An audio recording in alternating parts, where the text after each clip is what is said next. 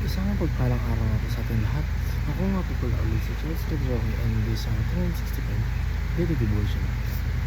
So, ngayong araw nga po ay tatalakay natin ay about sa Saul. And ang topic po natin ngayong araw ay God's appointment. So, mga po yung pag-aaral ngayong araw ay mga tagpuan sa 1 Samuel chapter 9. And ang sabi po rito ay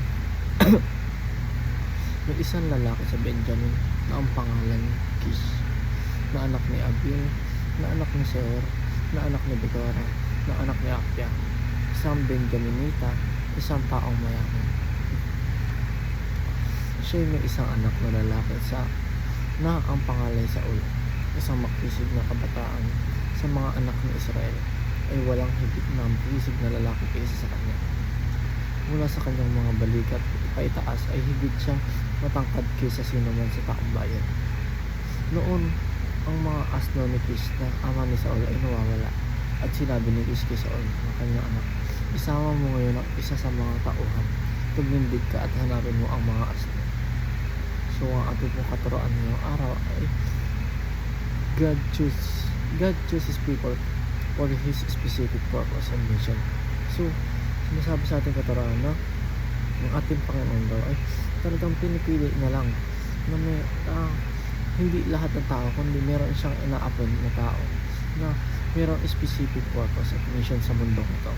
Hindi lahat ng tao kasi kayang gawin kung ano nga ba ang pinapagawa ng ating Panginoon sa ating buhay.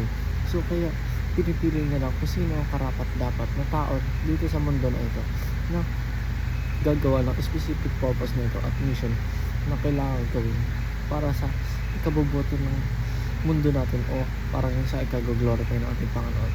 Dahil nga hindi ahaya ng ating Panginoon na mapahamak tayo, kaya pinipili niya lang kung sino ang karapat dapat na mamuno o tawagin para sa mission na ito. So ang pangalan naman pa sa ating katuruan ay God uses ordinary moment for extraordinary purpose. So sinasabi rito na hindi lang sa lahat ng bagay pinipili ng ating Panginoon kung sino nga ba ang malakas, kung sino ang matalino, o kung sino nga ba ang may alam na lahat. So pinipili talaga ng ating Panginoon kung sino ang karapat dapat, dahil alam ng ating Panginoon na makakayanan nito at malaki ang tiwala ng ating Panginoon sa kanyang pipiliin, dahil nga kayang gampanan o kaya itong gawin ng kanyang pipiliin. So unless naman po sa ating katuruan, God sets divine appointments in advance to accomplish His plan. So sa lahat na nangyayari sa ating buhay o sa lahat na nangyayari sa mundo ito ay nakaplano na ito sa ating Panginoon. Alam na ng ating Panginoon kung ano ang mga mangyayari, kaya sineset niya ang divine na appointment sa ordinaryong tao o sa specific na tao para ma-accomplish ang kanyang plano sa mundo ito o sa buhay natin lahat. Hindi lang po, dito na po ang tatapos. Thank you.